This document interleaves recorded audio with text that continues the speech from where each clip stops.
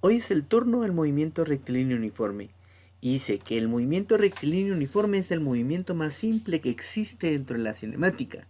Se caracteriza el MRU por tener velocidad constante, aceleración nula, trayectoria rectilínea, recorre espacios iguales en tiempos iguales. La rapidez y la velocidad son similares. La distancia y el desplazamiento son similares. Y un cuerpo que describe este tipo de movimientos, pues es aquel movimiento en donde una partícula va a recorrer espacios iguales en tiempos iguales. Esto quiere decir que si esa partícula recorre 10 metros en 2 segundos, el siguiente tramo va a tener la misma distancia o desplazamiento 10 metros dentro de 2 segundos. Y sucesivamente dentro de este cuerpo, ¿verdad?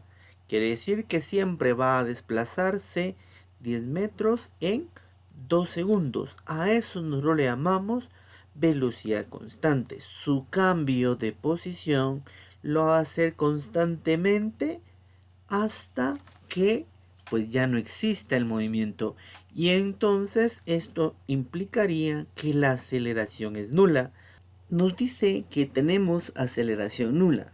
¿Qué es la aceleración? La aceleración es la que determina cuán rápido cambia la velocidad. Por ello, si nosotros tenemos aceleración nula, quiere decir que no existe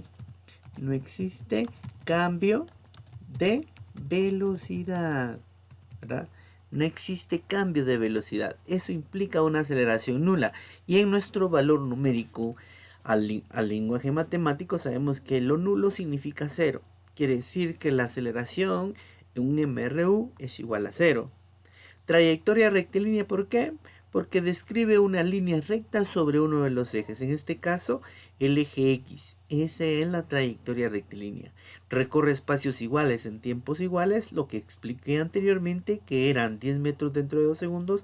El siguiente tramo va a ser 10 metros dentro de 2 segundos, y así sucesivamente. La rapidez y la velocidad son similares, quiere decir que la magnitud de la rapidez va a ser exactamente igual a la magnitud de la velocidad. Recordemos que la rapidez es una magnitud escalar y la velocidad es una magnitud vectorial. Quiere decir que la rapidez solo con la unidad de medida y su valor numérico se queda definida, mientras que la velocidad pues tiene que llevar la magnitud, la unidad más dirección y sentido.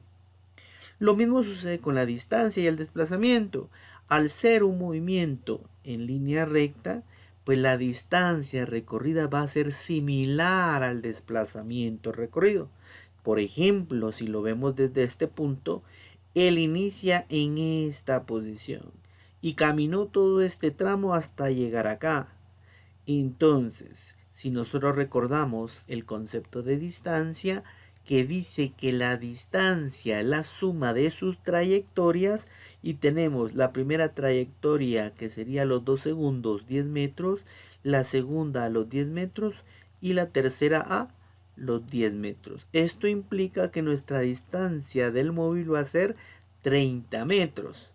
Ahora bien, el desplazamiento, ¿qué pasa con el desplazamiento? El desplazamiento indica dónde estoy y dónde voy a finalizar. Y ese valor o esa magnitud de ese vector que describe el desplazamiento, porque sucede lo mismo, que es una magnitud vectorial, mientras que la distancia una escalar, pues va a ser dónde se quedó, dónde queda específicamente el objeto, queda a 30 metros de donde se encontraba, que era el punto cero, ¿verdad? A 30 metros de cero. Y esto es nuestro desplazamiento. Esto es nuestro desplazamiento. Esto nos lleva a algo importantísimo, que son las ecuaciones. ¿Y qué son las ecuaciones en la física? Dice que las ecuaciones en la física son las fórmulas matemáticas que definen la evolución temporal de un sistema físico en el espacio. En este caso, Para nuestro movimiento rectilíneo uniforme tenemos la fórmula general del movimiento. En este caso es desplazamiento es igual a velocidad por tiempo. Una forma muy práctica para utilizar esta ecuación pues es hacer un triangulito. Este triangulito que aparece acá, ¿verdad? Entonces, ¿qué pasa con este triangulito? Pues este triangulito que nos aparece acá nos sirve para poder encontrar una ecuación específica para cada punto del movimiento. Quiere decir que un movimiento el movimiento rectilíneo uniforme tiene tres variables: el desplazamiento, la velocidad o el tiempo.